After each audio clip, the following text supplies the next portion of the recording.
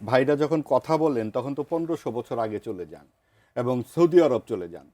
ভাই অত দূরে না গিয়েই 54 বছর আগে 1971-এ যান, কারণ অনেক কিছুই ঘটে গেছে এবং অনেক কিছু ঘটার পরেই বাংলাদেশ তৈরি হয়েছে এবং ধর্মনিরপেক্ষতার মাধ্যমে আমাদের মুক্তিযুদ্ধের যে জাত সংবিধান আমরা তৈরি করেছি। কেন সেখান থেকে আপনাদের এত ইসলামী শরিয়া করতে হয়? কারণ কি জানেন? কারণ বাংলাদেশে ইসলাম ছাড়া যেন তাদের কাছে আর কোনো ধর্মের মানুষই থাকে না, অর্থাৎ সব মানুষকেই আপনারা ওই একই আইনের আওতায় আনবেন। এটা সবচেয়ে বড় মানবাধিকার লঙ্ঘনের একটা বিষয়, 1 নম্বর। 2 নম্বর, উনি বললেন যে মাহারাম নিয়ে মহিলারা যায়, তার মানে কি নারী বা পুরুষ এটা তো গিভেন, ইটস নট টেকেন। আপনি নারীদেরকে বলতেছেন যে আপনি দ্বিতীয় শ্রেণীর নাগরিক, আপনি আরেকজন পুরুষ নিয়ে যাবে, এটা কি করে হয়? নারী যোদ্ধা, নারী নেতা, নারী মানুষ, নারী একদম আপনার মতো যে ওই নজরুলের কথাই বলতে হয় যে বিশ্ব যখন চাঁদে চলে যাচ্ছেন আপনারা বিবি তালাকের ফতোয়া খুঁজছেন এই হাদিস চষে। কাজে এই বিবি তালাকের ফতোয়া থেকে অনেক দূরে আমরা চলে এসেছি। আপনার আজকে যেই বিদ্যুৎ আবিষ্কার হয়েছে সেইখান থেকে যেই জায়গাতে আমরা পৌঁছেছি সেইখানে আমাদের সব দল মত ধর্ম নির্বিশেষে একটা ইহজাগতিক রাষ্ট্র আমরা প্রতিষ্ঠা করেছি 71-এর মুক্তিযুদ্ধের মাধ্যমে। সেই ইহজাগতিকতার যে প্রধান অংশটা হচ্ছে যে এখানে একটা মানবাধিকার সমুন্নত থাকবে এবং আইনের শাসন থাকবে। সেই আইন কার শাসন? ধর্ম নির্বিশেষে সবাই জানি একই সমতলে দাঁড়াতে পারে। আপনি সেইখানে বারবার শরিয়া আইন করছেন কোন কারণে? এই মাদ্রাসায় যখন ধর্ষণ হয় একটিবার কথা বলেছেন? মাদ্রাসা শব্দটা আপনারা মুখে আনেন? আপনাদের মুখে কি করে শরিয়া আইন শোভা পায়? আপনারা তো সেইখানে কোন শরিয়া আইন আপনারা চালু রেখেছেন? আপনারা যেইভাবে যুক্তিটা দেন সেই সেটা কোনোখানেই আসলে এখানে আমরা এটা আমি মানতেই পারি না যে আপনারা কোন যুক্তিতে বলেন যে আজকে এই জায়গায় এসে দাঁড়িয়ে যে একটি ছেলে এবং একটি মেয়ে বা একটি নারী বা পুরুষের মধ্যে আপনারা বিভাজন করবেন কি করে? এবং আপনি দেখুন যে আপনি আইনের শাসনের কথা বলছিলেন, আইনের শাসনের জন্য তো এত এত কূট জাল বিস্তার করবার দরকার নাই। এখানে সবচেয়ে বড় কথা হচ্ছে আপনি যখন ধর্ষণের ঘটনাগুলো ঘটছে আমরা রাজনৈতিক সম্পৃক্ততার কথা ভুলে যাচ্ছি কেন?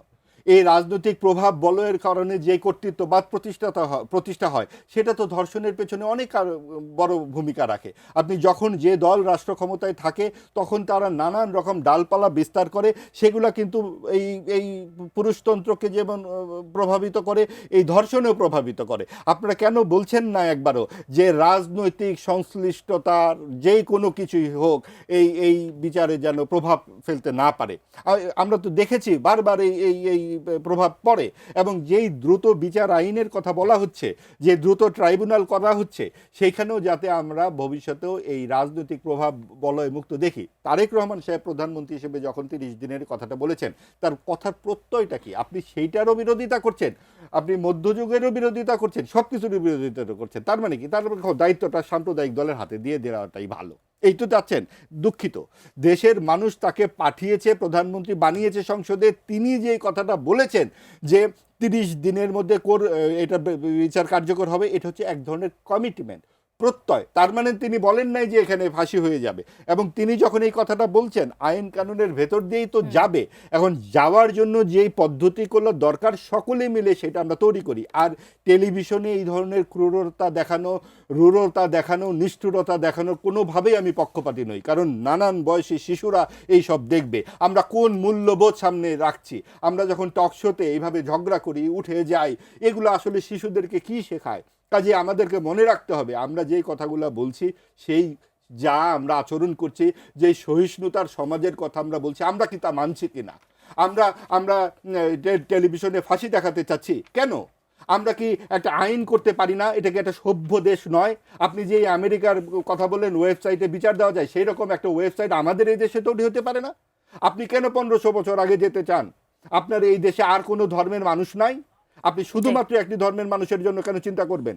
এবং সেই জন্যই তো বাংলাদেশ অসাম্প্রদায়িক রাষ্ট্র, ভারতের মতো হিন্দু রাষ্ট্রও নয়, পাকিস্তানের মতো মুসলিম রাষ্ট্রই নয়, অথবা একদম আপনার এই যেই সমস্ত দেশগুলোর আপনারা কথা বলেন সেখানে কোনোটাতেই গণতন্ত্র প্রতিষ্ঠিত নাই।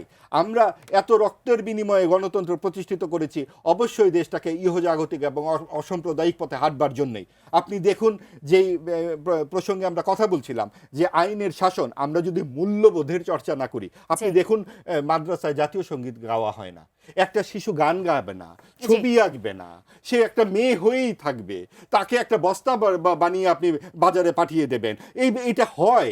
এবং সেটা আমি বলছি না যে আপনাকে যে যার পছন্দ সে তা পছন্দ করবে, আপনাকে চাপিয়ে দেওয়া যাবে না। কেউ যদি পছন্দ করে হিজাব, হ্যাঁ পরবে, আবার কেউ যদি পড়তে না চায় তা পড়বেন না। আপনি ঠিক করে দিবেন কেন এটা আপনার পোশাক। এবং নারীদের পোশাক নিয়ে আপনাদের এত আপত্তি, পোশাকের কারণে ধর্ষণ হয়, আপনি এটা কি করে বলেন?